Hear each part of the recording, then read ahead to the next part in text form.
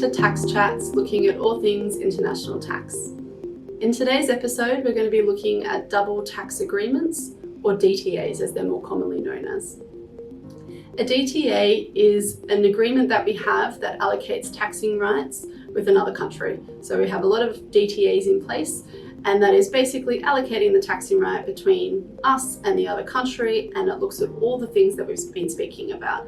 So a double tax agreement will have provisions on residency, it will have provisions on what is a permanent establishment, how to apportion profits in the business profits article. So there's a lot of these things that we've already been talking about that are relevant when we're looking at double tax agreements. So if you are giving advice in this space, make sure you have a little look at those provisions in the relevant double tax agreement. So it will change, and the provisions and the terms and conditions do change with each country. So make sure you're having a look at the right DTA.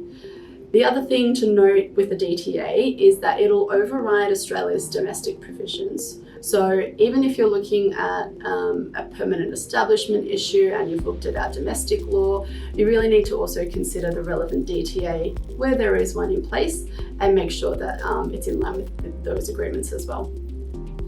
So the final comment I would have on double tax agreements is on a newer topic. So the OECD somewhat recently released a multilateral instrument, which is something that Australia signed, and that basically is a global tax treaty override.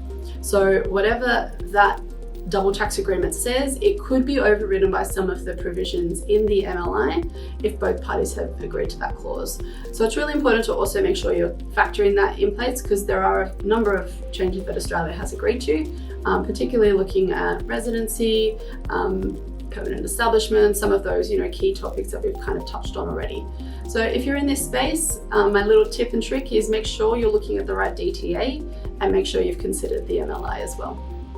So thanks for listening. I hope you've learned a little bit about the double tax agreements and how they work in Australia, and I look forward to seeing you in our next tax chats.